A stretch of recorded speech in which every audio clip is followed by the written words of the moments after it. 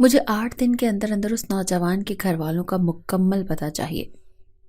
لہو رنگ آنکھیں لیے ہارون سکندر نے سامنے کھڑے نوجوان سے کہا تھا، جس کا تعلق خفیہ ایجنسی سے تھا، اور اس کے کام کرنے کے لیے ہارون سکندر نے اسے منہ مانگی قیمت دے دی۔ وہ کہنے لگا، فکر نہ کریں ہارون صاحب، 8 دن بھی نہیں گزریں گے، میں سارا پتہ کر کے آپ کو بتا دوں گا۔ ہارون کہنے لگا، یہ خبر پولیس تک نہیں جانی چاہیے، میں بدلہ اپنے طریقے سے لوں گا۔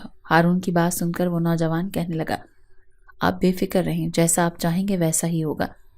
یہ کہنے کے بعد وہ نوجوان جا چکا تھا، اور ہارون سکندر اپنی مٹھیاں بھیجے اتنے شدید غصے میں تھا کہ بیان سے باہر تھا۔ بس ایک بار وہ شخص اس کے ہاتھ لگ جاتا تو وہ اسے چھوڑتا نہیں۔ چند روز پہلے اس نے اپنی لاڈلی بہن کی منو مٹی کے حوالے کیا تھا۔ اس وقت ہارون سکندر کی کیا حالت تھی، اس سے بہتر اور کوئی نہیں جان سکتا تھا۔ اس کا بس نہیں چل رہا تھا کہ کس طرح سے اس شخص کی جان لے لے۔ شدت غم اور غصے سے اس کی آنکھوں سے آنسو بہنے لگے۔ بڑی بے دردی سے اس نے اپنی آنکھوں سے آنسو صاف کیے اور پھر ویٹ ٹیبل سے اٹھا کر زمین پر زور سے مارا تھا، جس کی آواز کی گونج باہر تک گئی تھی، اور اس کا سٹاف بالکل خاموش ہو گیا تھا۔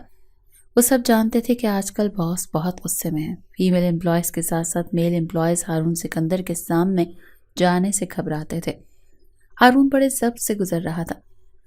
اس کے کانوں میں ابھی بھی مہر ماں کی پہلی آوازیں گونج رہی تھیں، بھیا مجھے نہیں پتا، مجھے آج ہی اپنی دوست کے لیے گفٹ خریدنا ہے اور اسے گفٹ دینا ہے، آپ میرے ساتھ چلیں گے؟ اس کا ضد کرنا اسے یاد آ رہا تھا۔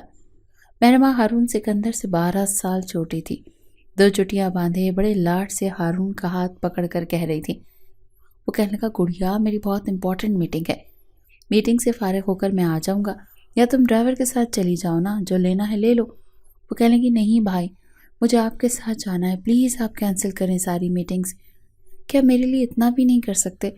ہارون سکندر کہنے لگا، بیٹا پریشان مت کرو، بہت امپورٹنٹ میٹنگ ہے، سمجھا کرو، تم میری پیاری سی گڑیا ہو نا، تو ڈرائیور کے ساتھ چلی جاؤ اور جا کر اپنی پسند سے لے لو جو بھی چاہیے، میں نے کبھی تمہیں روکا تھوڑی ہے۔ اب پیسوں کی بھی فکر مت کرنا، تمہارے کارڈ میں اچھی خاصی رقم موجود ہے، پھر بھی اگر تمہیں کم لگے تو میں ٹرانسفر کر دوں گا۔ وہ کہنے لگی، ہارون بھائی کیا آپ کی نظر میں سب کچھ پیسہ نہیں ہے؟ نہیں چاہیے مجھے آپ کا پیسہ، رکھیں اپنے پاس یہ کارڈ۔ مہرماں نے اپنا کریڈٹ کارڈ ہارون کے ہاتھ میں رکھا اور موٹے موٹے آنسو بہانے لگی۔ وہ کہنے لگا، اچھا چپ کرو، چلو چلتا ہوں تمہارے ساتھ، بھاڑ میں جائے میٹنگز، بھاڑ میں جائے میرا بزنس۔ میری بہن کی آنکھوں میں آنسو آئے تو میں برداشت نہیں کر سکتا، مجھ سے برداشت ہوتا ہی نہیں ہے۔ اس کی آنکھوں سے موتیوں کی طرح اس نے آنسو چنے تھے، اور پھر کاندھے سے اس کا سر لگا کر اس کا سر چومنے لگا۔ ہارون کی جان بستی تھی مہرماں میں، کیونکہ ایک حادثے میں اس کے والدین کا انتقال ہو گیا تھا۔ اس وقت ہارون نے نیا نیا اپنے والد کا بزنس سنبھالنا شروع کیا تھا، لیکن مہرماں بہت چھوٹی تھی اور اپنی والدہ سے بہت زیادہ اٹیچ تھی، اسی لیے اتنا بڑا صدمہ اس سے سہا نہیں جا رہا تھا۔ وہ ہر وقت روتی رہتی تھی۔ ایک بار ہارون کا دروازہ کھٹکھٹا کر اس کے کمرے میں آ گئی اور کہنے لگی، ہارون بھائی میں آپ کے ساتھ سوؤں گی، مجھے مما یاد آتی ہیں، مجھے اکیلے نیند نہیں آتی۔ موٹے موٹے آنسو مہرماں کی آنکھوں میں دیکھ ہارون سے اس وقت بھی برداشت نہیں ہوا۔ اس کے اختیار میں ہوتا تو اپنے ماں باپ کو واپس لے آتا۔ شروع سے اسے مہرماں سے بہت لگاؤ تھا، محبت تھی۔ اس نے مہرماں کو اپنی بہن کی طرح نہیں بلکہ اپنی اولاد کی طرح پالا تھا، بہت پیار کرتا تھا۔ اس کی خاطر لاکھوں کا کانٹریکٹ ختم کر دیتا تھا، کروڑوں کی ہونے والی ڈیل کو کینسل کر دیتا تھا۔ وہ جہاں کہتی جب کہتی اسے لے کر جاتا تھا۔ وہ جس چیز پر ہاتھ رکھتی ہارون سکندر وہ چیز اس کے قدموں میں نچھاور کر دیتا تھا۔ اتنی شدت سے جس بہن کو اس نے چاہا تھا بڑی بے دردی سے اسے مارا گیا تھا، اور ابھی تک اسے یہ وجہ معلوم تھی کہ اس کی بہن کو مارا کیوں گیا، اور یہ بات ہارون سکندر سے برداشت نہیں ہو رہی تھی۔ وہ ابھی تک اصل مدعے پر پہنچ ہی نہیں پایا، وجہ کیا تھی، ہوا کیا، کیوں مارا، اور وہ بھی اس معصوم لڑکی کی عزت کو تار تار کر کے۔ اپنے بہن کے وجود پر زخموں کے نشان دیکھ کر ہارون سکندر تڑپ ہی تو گیا تھا۔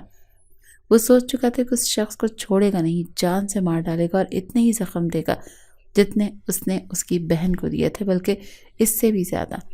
اسی لیے اس نے خفیہ ایجنسی کے کارکن سے رابطہ کیا تھا کہ اسے وہ شخص زندہ چاہیے اور اپنے سامنے چاہیے۔ پولیس کو اس بات کی بھنک بھی نہیں پڑنی چاہیے کہ ہارون سکندر اس نوجوان تک پہنچ گیا ہے جس نے یہ سب کیا۔ اس وقت اس کا خون ابلنے کی حد تک کھول رہا تھا، اس کا سکھ چین سب کچھ تباہ ہو کر رہ گیا تھا۔ گھر جاتا تو پورا گھر سناٹے کی نظر ہو چکا ہوتا۔ کبھی لگتا مہرماں سیڑھیاں اتر کر نیچے آئے گی، بھیا بھیا کہتی اس کے گلے سے لگ جائے گی۔ کبھی مہرماں کے ہنسنے اور گونجنے کی آوازیں سنائی دیتی، کبھی اس کی سسکیاں سنائی دینے لگتی تو تڑپ کر رہ جاتا تھا۔ وہ بالکل بے بس تھا، اس کا بس نہیں چل رہا تھا کہ وہ نوجوان کیسے بھی اس کے سامنے آ جائے اور وہ اسے ادھیڑ کر رکھ دے۔ گرم گرم آنسو اس کی آنکھوں سے نکل گئے، رخسار پر گرے تھے، ایک سسکاری اور ٹھنڈی آہ اس کے لبوں پر آئی تھی۔ آج تک ہارون سکندر کبھی رویا نہیں تھا، یہاں تک کہ اپنے والدین کے حادثے پر بھی نہیں۔ مہرماں کے سامنے خود کو کمزور کبھی ثابت نہیں کیا تھا، ہمیشہ اسے باپ بن کر سر تپیر رکھا تھا، پیار دیا تھا، شفقت دے دی، لیکن آج اپنا صبر کھو بیٹھا تھا۔ آنسو تواتر سے اس کے چہرے پر بہہ رہے تھے اور غصے سے اس کی آنکھیں سرخ تھی۔ اس کی قبر میں مٹی ڈالتے ہوئے ہارون سکندر نے قسم کھائی تھی کہ جب تک اس کا بدلہ نہیں لے لیتا وہ اس شخص کو چھوڑے گا نہیں۔ 8 دن اس نے بڑی مشکل سے کاٹے تھے۔ جب وہ نوجوان اس کے آفس میں پھر سے حاضر ہوا، ہارون سکندر کا دل بہت زور زور سے دھڑک رہا تھا۔ وہ کہنے لگا، کیا رپورٹ ہے؟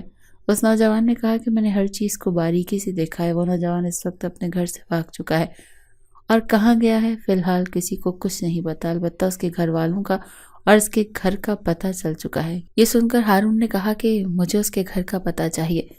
اس نوجوان نے ایک پرچی نکال کر اس کے سامنے رکھ دی۔ وہ کہنے لگا، فی الحال تو اس گھر کے والے خود نہیں جانتے کہ وہ کہاں ہے اور کہاں نہیں، کیونکہ اس نے کسی سے کچھ نہیں کہا۔ ہم اس کی لوکیشن بھی چیز کرنا چاہتے ہیں، لیکن اس کا موبائل گھر پر ہی موجود تھا۔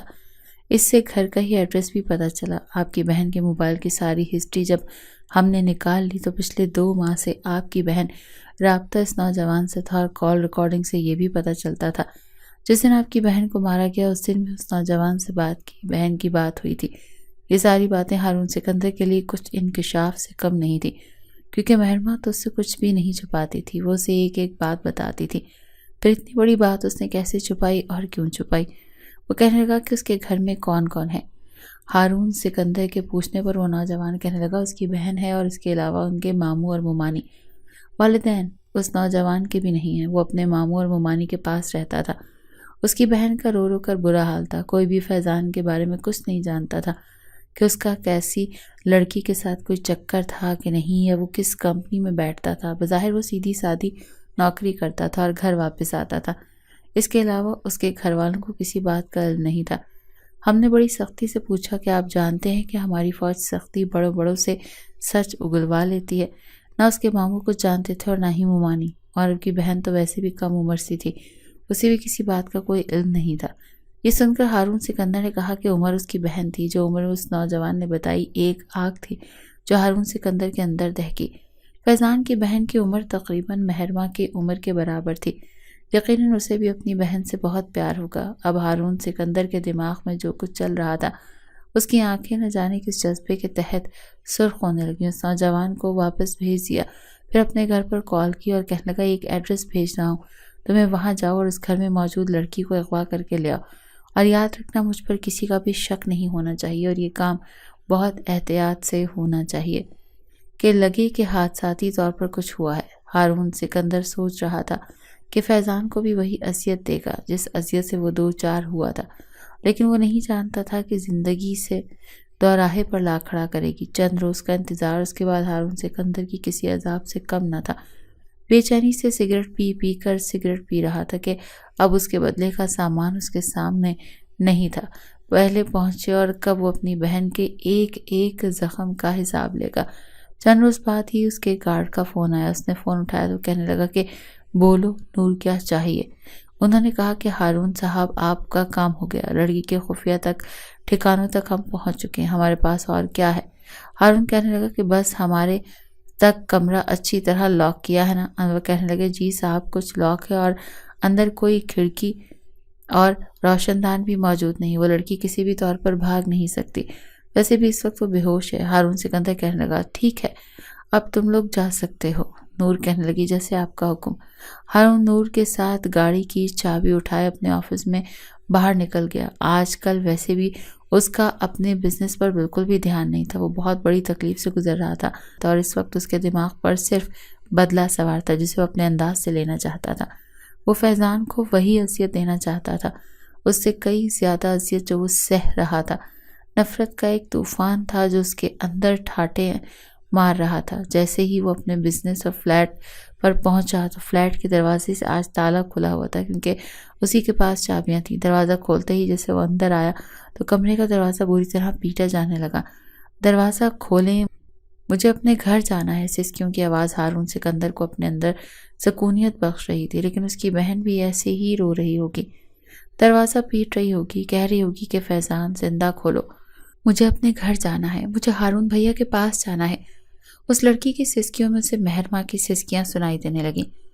ہارون سکندر کا فشار خون بڑھنے لگا۔ تیز قدم اٹھاتا وہ کمرے کے پاس آیا اور جیب سے چابی نکالی، لاک کھولا۔ دروازہ کھولا تو سامنے فیضان کی بہن مامیہ رو رہی تھی۔ ہارون کو دیکھ کر مامیہ کئی قدم پیچھے ہٹی تھی۔ وہ 30 سالہ نوجوان اس کے لیے بالکل اجنبی تھا۔ پہلے کبھی اس نے ہارون سکندر کو نہیں دیکھا تھا۔ اس کا 6 فٹ کا قد اور سحر انگیز شخصیت تھی، اور یہ دیکھ کر مامیہ بری طرح سے گھبرائی تھی۔ وہ کہنے لگی، کون ہے آپ؟ میں آپ کو نہیں جانتی۔ ہارون سکندر ایک ایک قدم اس کی جانب بڑھ رہا تھا۔ اس کے اندر تو جیسے آگ لگ رہی تھی، دہک رہی تھی۔ بس نہیں چل رہا تھا کہ اس لڑکی کو تہس نہس کر کے رکھ دے۔ کہنے لگا، اتنی بھی جلدی کیا ہے؟ پوری رات پڑی ہے، اچھی بات ہے، اچھی طرح جان جاؤ گی۔ مجھے آج تمہیں اپنی ایسی پہچان کرواؤں گا کہ تمہیں میرے علاوہ کوئی یاد نہیں رہے گا۔ یہ سن کر مامیہ کی رنگت فک پڑی۔ وہ بری طرح سے گھبرا کر پیچھے ہٹ کر دیوار کے ساتھ جا لگی۔ بڑے زور سے ہارون سکندر نے کمرے کا دروازہ بند کیا اور مامیہ کو لگا جیسے اس کا دل دھک سے رہ گیا ہو۔ دل کی دھڑکنیں دھڑکنا بھول گئیں۔ وہ شخص کون تھا یہ تو وہ نہیں جانتی تھی، البتہ اس کی آنکھوں میں نفرت اور غصے کی دیکھ کر، مٹھیاں بھینچی ہوئی دیکھ کر اس کی جان حلق تک آ گئی تھی۔ دیوار سے پیچھے کچھ تھا نہیں جہاں وہ جا سکتی۔ باہر نکلنے کے سارے راستے بند تھے۔ وہ پورے کمرے کو دیکھ رہی تھی اور آنسو بہا رہی تھی۔ وہ پوری کی پوری کپ کپ آ رہی تھی۔ پچھلے کئی دنوں سے اسے فیضان کی فکر ستائے جا رہی تھی۔ وہ کہاں گیا تھا، کہاں نہیں، اسے کچھ پتہ نہیں تھا۔ ابھی تو فیضان کی پریشانی ختم نہیں ہوئی تھی کہ بورڈ کا آخری پرچہ وہ دے کر واپس آ رہی تھی کہ ایک سیاہ رنگ کی پجیرو اس کے پاس آ کر رک گئی۔ وہ ابھی سنبھل ہی نہیں پائی اور نہ سمجھ پائی تھی کہ گاڑی کا دروازہ کھلا اور ایک داستانے والا ہاتھ باہر آیا اور بڑی زور سے مامیہ کی کلائی کو پکڑ کر گاڑی کے اندر کھینچا۔ ابھی تو وہ گاڑی کے اندر بیٹھ بھی نہیں پائی تھی کہ کلوروفارم کے رومال نے اسے ہوش کی دنیا سے بیگانہ کیا تھا۔ جب ہوش آیا تو ایک بند کمرے میں تھی، بیڈ پر لیٹی ہوئی تھی، گلے میں دوپٹہ تک نہیں تھا۔ یہ دیکھ کر اس نے بیڈ پر رکھا لحاف ہی اپنے اوپر اوڑھ لیا تھا۔ کمرے کا جائزہ لیا تو سمجھ نہیں آ رہی تھی کہ یہاں کیوں آئی ہے۔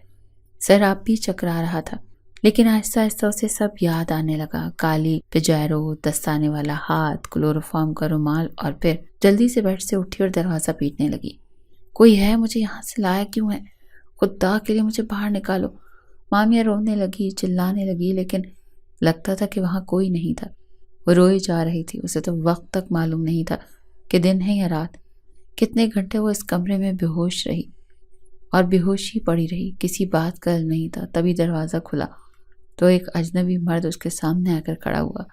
اسے کیوں لایا گیا وہ یہ تک نہیں جانتی تھی، اسے یہاں کیوں لایا گیا ہے۔ وہ کسی امیر باپ کی بیٹی نہیں تھی کہ جس کے باپ نے دولت ہتھیار کے لیے اچھے اغوا کیا تھا، اور دوسرا مقصد اغوا کا جو ہوتا ہے ویسے ہی کچھ جملے وہ اس نوجوان سے سن چکی تھی۔ اس کی نیت کو بھانپتے ہی ڈر گئی تھی۔ دل زور زور سے دھڑک رہا تھا۔ اس پر کس نوجوان کی جانب بڑھتے قدم دیکھ اس کو اپنی بے بسی پر رونا آ رہا تھا۔ وہ ہاتھ جوڑ کر کہنے لگی، دیکھیے، میں نہیں جانتی کہ آپ کون ہیں، مجھے یہاں کیوں لائی ہیں۔ میرے تو ماں باپ زندہ تک نہیں ہیں، نہ ہی میں کسی دولت مند باپ کی بیٹی ہوں۔ دیکھیے، یتیم لڑکی ہوں، میرے ماموں اور ممانی میری خاطر پیسے نہیں دیں گے، مجھے یہاں سے جانے نہیں دیں گے۔ پھر اس نے اپنے ہاتھ میں پہنی واحد سونے کی انگوٹھی، باریک سی انگوٹھی اتاری، اور جیسے ہی ہارون سکندر کے قریب پہنچا تو وہ انگوٹھی کی اس کی طرح بڑھا دی۔ وہ کہنے لگی، آپ یہ رکھ لیں تاکہ مجھے جانے دیں۔ آنکھوں سے تو تواتر آنسو بہہ رہے تھے۔ ہارون کو لگ رہا تھا جیسے مامیہ کی جگہ مہرماں کھڑی اور اس سے التجا کر رہی تھی۔ ایک جھٹکا سا ہارون سکندر کو لگا تھا، لیکن پھر غصے کے مارے اس کا سانس پھولنے لگا۔ اس نے اس لڑکی پر اوڑھا ہوا لحاف بڑی ہی بے دردی سے کھینچا تھا۔ وہ دونوں ہاتھ اپنے سینے پر رکھنے لگی اور اپنا آپ چھپانے کی کوشش کر رہی تھی۔ بالوں کی 2 چٹیاں باندھی ہوئی تھی، بڑا معصوم چہرہ تھا، لیکن ہارون سکندر کے سر پر خون سوار تھا۔ اس کی طرف بڑھا۔ جیسے ہی وہ دیوار کے پیچھے ہٹنے لگی تو ہارون نے اپنا ہاتھ دیوار پر رکھا اور تھوڑی جانب سے وہ مامیہ کے اتنے قریب تھا کہ وہ جان نہیں سکی۔ اس وقت ہارون سکندر کا چہرہ مامیہ کے چہرے کے بالکل قریب تھا۔ کہنے لگا، تمہیں فیضان کا نمبر پتا ہے؟ یہ سن کر مامیہ کی جان نکلی تھی۔ اسے یہ سمجھ نہیں آ رہا تھا کہ اقرار کرے یا انکار۔ اس نے نفی میں سر ہلا دیا۔ کہنے لگی، وہ میرا فون نہیں اٹھا پاتا۔ نہیں، کہاں چلا گیا؟ وہ کہنے لگا، جب اسے یہ پتا چلے گا نا کہ تم میرے قبضے میں ہو تو الٹے قدموں واپس لوٹ کر آئے گا، اور بہت جلد یہ خبر اس تک پہنچ جائے گی۔ دیکھو کیسے آتا ہے وہ، اور جب تک وہ واپس نہیں آئے گا تم میرے قبضے میں ہی رہو گے۔ میرا دل بہلانے کے سامان بن کر جانتی ہو نا کیسے بہلایا جاتا ہے۔ ہارون کی باتیں مامیہ کے اندر سے قطرہ قطرہ جان نکال رہی تھی۔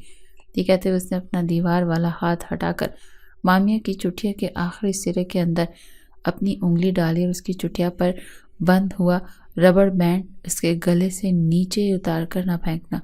پھر اس کی چٹیاں ایک ایک کر کے بل کی انگلی سے کھولنے لگی۔ مامیہ کی جان نکل رہی تھی۔ وہ کہنے لگی، پلیز مجھے معاف کر دیں۔ کمر تک آتی چٹیا کو وہ ایک طرف سے مکمل طور پر کھول چکا تھا۔ پھر اس کے بالوں کو اپنی انگلیوں سے بکھیرنا شروع کیا۔ وہ روئی جا رہی تھی، اس کی آنکھوں میں مہرما تھی۔ روتے ہوئے سسکیاں بڑھتی ہوئی اور اپنا آپ اسے فیضان لگ رہا تھا، اس لیے مامیہ پر ترس تو بالکل نہیں آ رہا تھا۔ آہستہ آہستہ اس کی دونوں چٹیاں کھل گئیں۔ اس کے لمبے گھنے بال دیکھ کر اس کے جذبات بڑھنے لگے۔ اس سے پہلے کہ وہ بے قابو ہوتا، مامیہ کے اور میرے قریب آتا، سارے فاصلے مٹاتا، اس کی موبائل پر جیل پڑنے لگی۔ اس نے فون اٹھایا، کان پر لگایا۔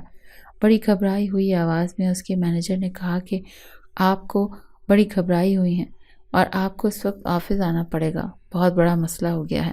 وہ کہنے لگا، جواد کیا مسئلہ ہو گیا؟ اس وقت نہیں آ سکتا۔ تو وہ کہنے لگا، باس میں آپ کو ڈسٹرب نہیں کرتا، لیکن کافی بڑا مسئلہ ہو چکا ہے۔ پولیس یہاں آئے گی تو مجھے اور آپ کا بوجھ کر پوچھ رہے ہوں گے۔ یہ سن کر ہارون سکندر کے ماتھے پر بل پڑے۔ کہنے لگا، کیوں آئی ہے پولیس؟ تو وہ کہنے لگا، آپ کی تلاش کر رہی ہے۔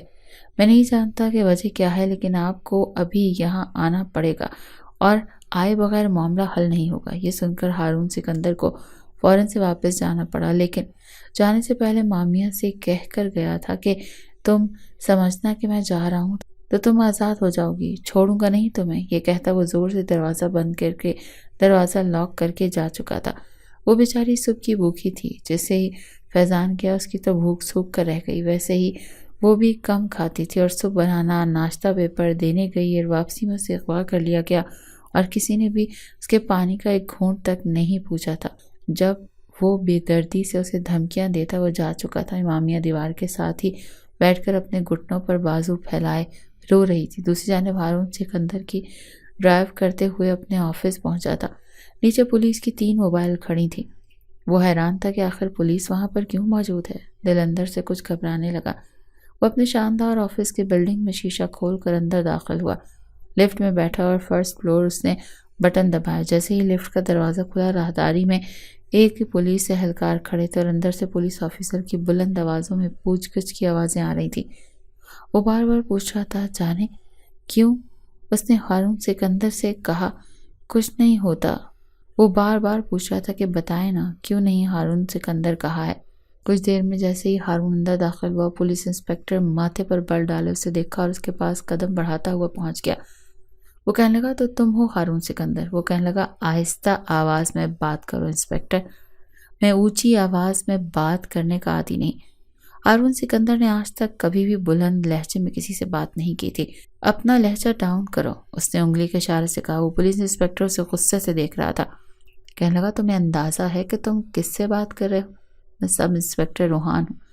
ہارون سکندر کہنے لگا، تم سے وہ اوپر کے لوگ بھی میری جیب میں رہتے ہیں، کہو تو فون کر کے بات کروا دوں، تمہارا لہجہ میرے ساتھ خوبصورت ٹھیک ہو جائے گا۔ میں جتنی مرضی اڑان بھر لوں، لیکن انسپکٹر کو تمہارے پر میں جب چاہے کاٹ سکتا ہوں۔ انسپکٹر روحان کے کہنے پر ہر کوئی بکا ہوا تھا۔ بتاؤ، کچھ تو بتاؤ، فیضان کی بہن کو کہاں چھپا رکھا ہے؟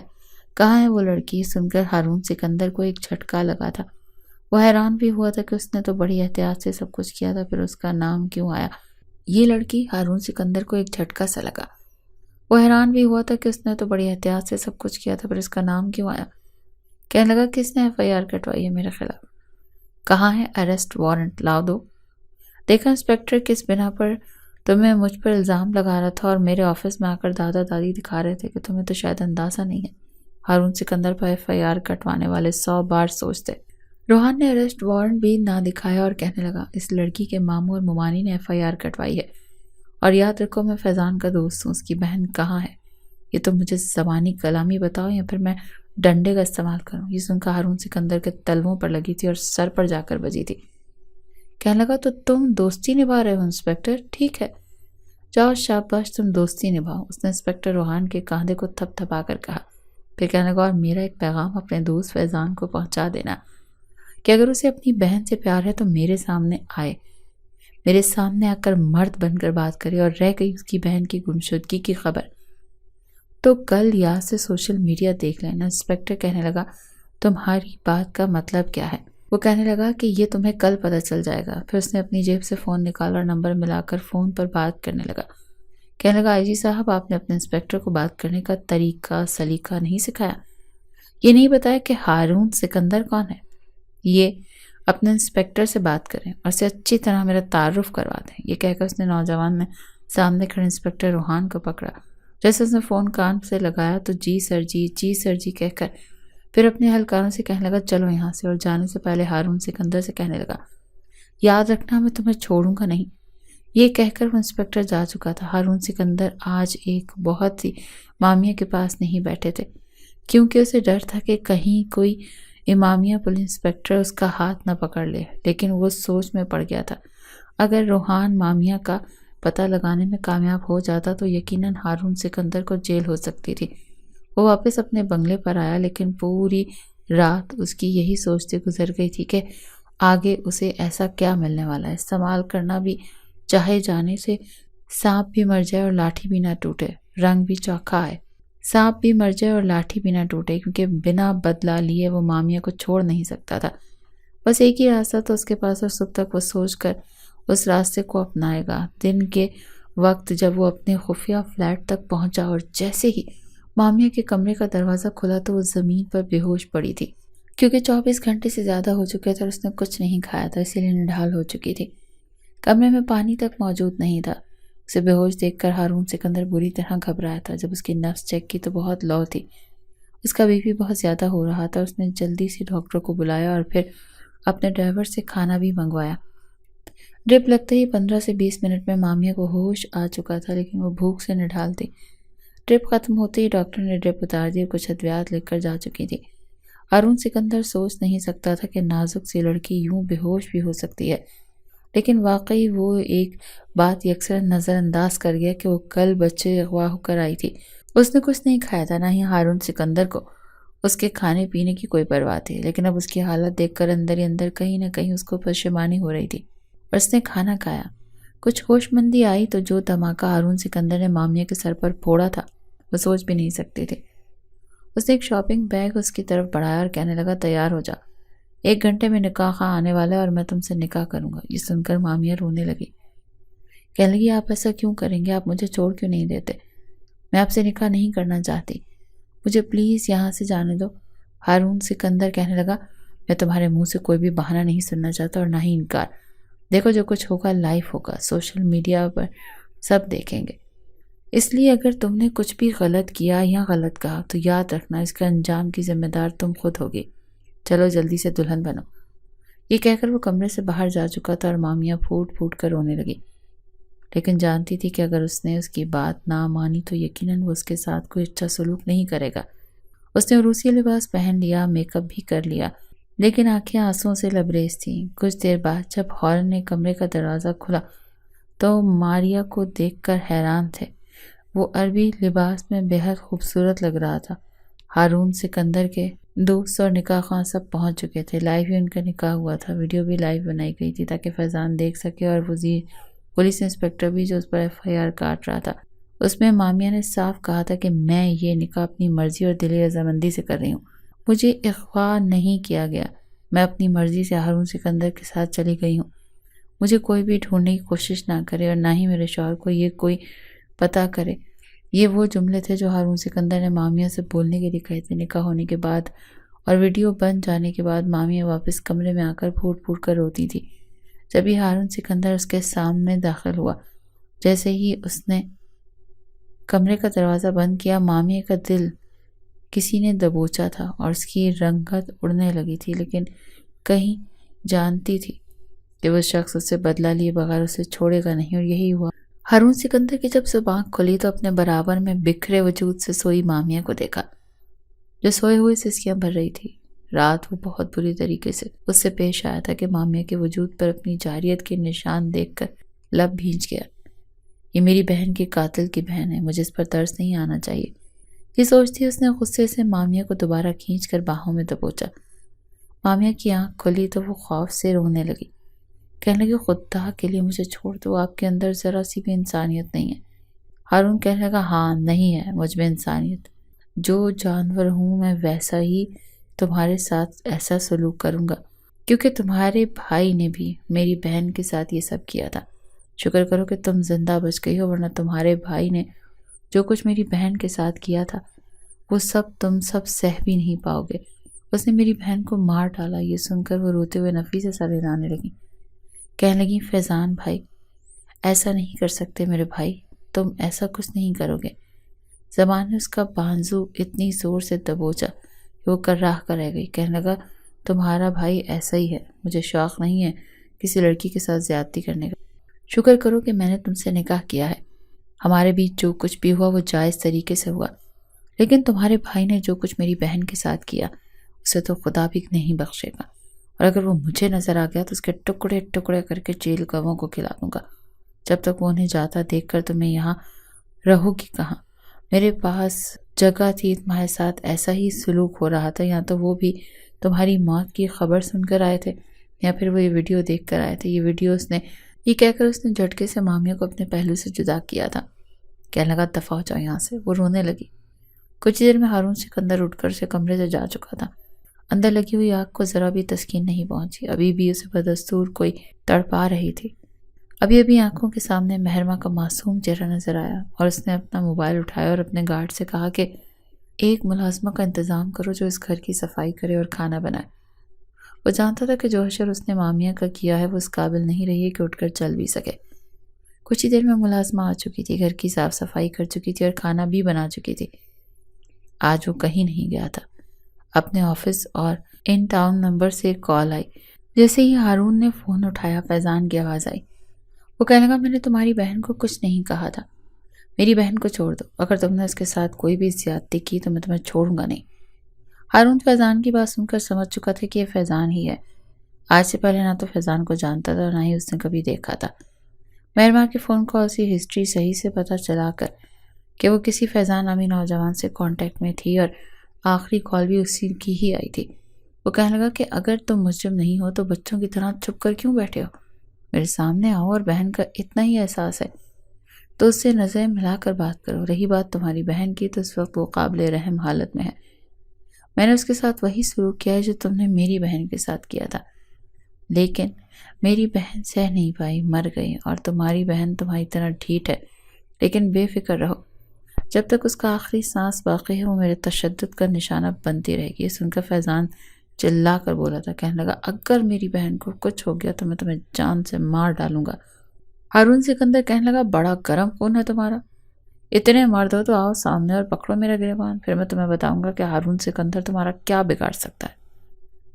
فی الحال تو تمہاری بہن میرے پاس موجود ہے، تمہارا وہ دوست پولیس والا بھی میرا کچھ نہیں بگاڑ سکتا، کیونکہ نکاح کی ویڈیو سب سن چکے ہیں، دیکھ چکے ہیں، جہاں تمہاری بہن نے خود اعتراف کیا تھا کہ لوگ گاڑی اس کی مرضی سے جہاں کھڑے ہوں وہیں لگ رہی ہو۔ مجھے یہ بھی نہیں معلوم کہ کیس نے بہت سکتا ہے، مجھ پر کوئی اور بھی کیس نہیں ہو سکتا، لیکن اندر کی کہانی تم جانتی ہو۔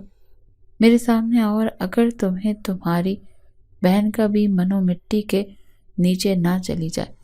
یہ سن کر فیضان کہنے لگا ٹھیک ہے، میں تم سے ملنے کے لیے تیار ہوں، تمہیں جو کرنا ہے میرے ساتھ کرو، میری بہن کو چھوڑ دو۔ کہنے لگا پہلے تم میرے سامنے آؤ، مردوں کی طرح مجھ سے بات کرو، پھر سوچوں گا کہ مجھے تمہاری بہن کو چھوڑنا ہے یا کیا کرنا ہے۔ فیضان کہنے لگا اگر تم نے مامیہ کے ساتھ مزید کوئی زیادتی کی تو یاد رکھنا میں یہ نہیں دیکھوں گا کہ میرا انجام کیا ہوگا، لیکن میں تمہیں زندہ نہیں چھوڑوں گا۔ ہارون سکندر کہنے لگا تمہاری جرت پر 7 توپوں کی سلامی دینے کو جی چاہ رہا ہے۔ تم نے میری بہن کے ساتھ کیا کیا، اسے کس مقام پر پہنچا دیا، تمہیں اس بات کا ذرا سا بھی احساس نہیں، اور اپنی بہن کے بارے میں تم میرے سامنے آنے کے لیے تیار ہو اور دھمکیاں بھی دے رہے ہو۔ تمہیں ایک بار میرے سامنے تو اپنی بہن کو ایک ایک لفظ کا حساب میں خود دوں گا، اور تمہاری بہن سے بھی۔ یہ کہہ کر اس نے فون بند کر دیا۔ پھر سے ہارون سکندر کو فیضان پر غصہ آیا۔ جی چاہ رہا تھا کہ وہ سامنے آئے اور اس کا گلا گھونٹ دے، اسے مار ڈالے۔ مامی ابھی بھی کمرے سے باہر نہیں آئی تھی، وہ روئی جا رہی تھی۔ کچھ ہی دیر میں دوبارہ سے کمرے کا ہارن سکندر آیا۔ اس کی آنکھیں سرخ ہو رہی تھیں۔ فیضان سے بات کر کے ہارون سے اپنے مہر یاد آئی۔ فون بند کر دیا۔ پھر سے ہارون سکندر کو فیضان پر غصہ آیا تھا۔ جی چاہ رہا تھا کہ وہ سامنے آئے اور اس کا گلا گھونٹ دے اور اسے مار ڈالے۔ مامی ابھی بھی کمرے سے باہر نہیں آئی تھی، وہ روئی جا رہی تھی۔ کچھ ہی دیر میں دوبارہ سے کمرے میں ہارون سکندر آیا۔ اس کی آنکھیں سرخ ہو رہی تھیں۔ فیضان سے بات کر کے ہارون کو پھر سے مہرمہ یاد آئی تھی۔ اس کے ساتھ ہوئی زیادتی یاد آنے لگی۔ پھر سے مامیہ پر غصہ آیا اور کہنے لگا، تم کیا بستر سنبھال کر بیٹھی ہو؟ چلو باہر آؤ اور ناشتہ کرو۔ یہ سن کر مامیہ پوری کی پوری کانپ کر رہ گئی تھی۔ جو روپ اس نے رات کو ہارون کا دیکھا تھا، وہ اس سے بہت زیادہ خوف کھانے لگی تھی۔ بمشکل ہی وہ بیڈ سے اٹھی تھی اور اٹھ کر دھیرے دھیرے چلتے ہوئے کمرے سے باہر آ گئی تھی۔ کچن میں جا کر اپنے لیے چائے بنائی اور ناشتہ کرنے لگی۔ ہارون اسے ناشتہ کرتے ہوئے دیکھ رہا تھا۔ وہ آہستہ آہستہ آنسو بہا رہی تھی۔ پھر سامنے رکھی کرسی کھینچ کر بیٹھ گیا اور کہنے لگا، تمہارے چہیتے بھائی کا فون آیا تھا۔ یہ سن کر مامیہ حیرت سے ہارون کو دیکھنے لگی۔ کہنے لگی، فیضان بھائی کا؟ ہارون کہنے لگا، ہاں تمہارے فیضان بھائی کا۔ بیچارے کو اپنی بہن کی بڑی فکر ستا رہی تھی۔ میں نے کہا تھا نا کہ جیسے ہی تمہارے نکاح کی ویڈیو سوشل میڈیا پر لگے گی تمہارا بھائی تڑپ اٹھے گا، اور وہی ہوا۔ جیسے ہی وہ میرے سامنے آئے گا میں اسے جان سے مار ڈالوں گا، بالکل ویسے ہی جیسے اس نے میری بہن کو مار ڈالا تھا۔ یہ سن کر مامی نے چائے کا کپ واپس رکھا اور کہنے لگی، آپ کو جو بدلہ لینا ہے مجھ سے لے لیں، مجھے مار ڈالیں، لیکن میرے بھائی کو کچھ مت کہیے گا۔ میں نہیں مانتی کہ میرا بھائی کسی بھی لڑکی کے ساتھ اتنی بڑی زیادتی کر سکتا ہے۔ یہ زیادتی کرنا تو آپ امیروں کا شوق ہوتا ہے، ہم غریب ایسا نہیں کرتے۔ میرا بھائی بہت شریف ہے، وہ کبھی کسی لڑکی کی جان نہیں لے سکتا، کبھی کسی لڑکی کے ساتھ ویسا سلوک نہیں کر سکتا جیسا آپ نے میرے ساتھ کیا۔ یہ سن کر ہارون کو بڑا غصہ آیا۔ یہ چھٹانگ بھر کی لڑکی اس کے سامنے زبان چلا رہی تھی۔ ہارون کہنے لگا، اپنا منہ بند کرو، اتنی باتیں سن کر عادی نہیں ہوئے؟ اگر تمہارا بھائی سچا ہوتا تو کبھی بھی منہ چھپا کر بھاگتا نہیں۔ ایک بار میرے سامنے تو ہے، میں اسے چھوڑوں گا نہیں۔ مامی کہنے لگی، خدا کر کے فیضان بھائی کبھی بھی سامنے نہ آئے۔ اگر آپ کو لگتا ہے کہ آپ کی بہن کو میرے بھائی نے مارا ہے تو پھر آپ مجھے مار ڈالیں، لیکن آپ میرے بھائی کو کچھ نہیں کہیں گے۔ ہارون کہنے لگا، اپنے بھائی کو بڑا درد ہے، تمہیں بڑی تکلیف ہو رہی ہے نا، تمہیں یاد رکھنا، چھوڑوں گا میں اسے بھی نہیں۔ اسے جیل کی سلاخوں کے پیچھے ڈال چکا تھا، پھانسی کے تختے تک پہنچا چکا تھا۔ لیکن یہ سن کر مامیہ کی جان نکلی، وہ روئی جا رہی تھی۔ ہارون پہلے تو اسے روتا ہوا دیکھ رہا تھا، پھر اٹھ کر کمرے سے چلا گیا تاکہ نہا کر فریش ہو کر باہر جا سکے، لیکن اس دفعہ غلطی سے وہ اپنا موبائل ٹیبل پر ہی بھول گیا تھا۔ جب مامی نے اس کا موبائل دیکھا تو فوراً سے اسے کھول لیا اور فیضان کا نمبر ملا لیا۔ دوسری طرف تیسری بیل پر ہی فیضان نے فون اٹھایا۔ وہ کہنے لگا، PST، آپ جہاں بھی ہیں آپ وہیں رہیں گی، آپ ہارون سے ملنے والے آتے رہیں گے، وہ آپ کو مار ڈالیں گے۔ بھائی آپ بھی ہارون کے سامنے مت آنا۔ وہ کہنے لگا، مامیہ تم کیسی ہو؟ اس کمینے نے تمہارے ساتھ کیا سلوک کیا؟ مجھے بتاؤ، میں اسے چھوڑوں گا نہیں۔ تم بس ایک بار سوشل میڈیا پر کہہ دو کہ تمہارے ساتھ زیادتی ہو رہی ہے، پھر دیکھو اسے سلاخوں کے پیچھے سے خود پہنچائیں گے لوگ۔ ابھی تو وہ بات کر ہی رہا تھا جب ہارن اچانک سے اپنے موبائل لینے کے لیے ہی باہر آیا۔ جب اس نے دیکھا کہ مامیہ فیضان سے بات کر رہی ہے تو بڑے جارحانہ انداز سے اس کے پاس آیا اور اس کے ہاتھ سے فون چھینا۔ پھر کہنے لگا، کمین، کوئی موقع تم غریب ہاتھ سے نہیں جانے دیتے۔ کیا سمجھتی اپنے بھائی کو فون کرے کہ تو میں تمہیں بخش دوں گا؟ اب دیکھو میں تمہارا کیا حال کرتا ہوں۔ تمہاری ہمت کیسے ہوئی میرا موبائل اپنے ہاتھوں میں پکڑنے کی؟ ساری باتیں فیضان سن رہا تھا، فون کر کے بند چکا تھا۔ فیضان اپنے دوست کے گھر چھپا تھا، لیکن جو کچھ اب ہو چکا تھا وہ زیادہ دیر تک چھپ نہیں سکتا تھا، اسی لیے اس وقت سے اپنے گھر سے باہر نکالا اور ہارون سکندر کے آفس میں پہنچا دیا۔ لیکن اس وقت تو آفس میں موجود تھی اور اس کے سیکرٹری نے ہارون کو بتایا کہ آپ سے ملنے کی خواہش فیضان نام کا نوجوان آیا ہے۔ یہ سن کر ہارون کہنے لگا کہ اسے ویٹنگ روم میں بٹھاؤ، میں آتا ہوں۔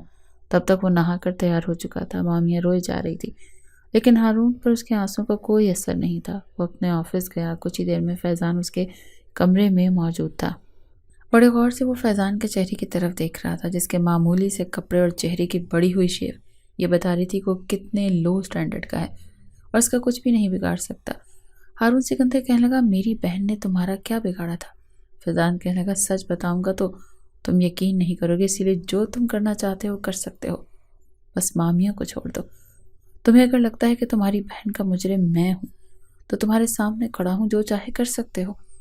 پولیس کو پکڑوا دو، پھانسی چڑھوا دو یا خود گولیوں سے بھون ڈالو۔ تم امیروں کے ظلم و ستم کو سہنے کے لیے تو ہم غریب پیدا ہوئے ہیں، جو چاہے ہو کر لو، لیکن میری بہن کو پہلے چھوڑ دو۔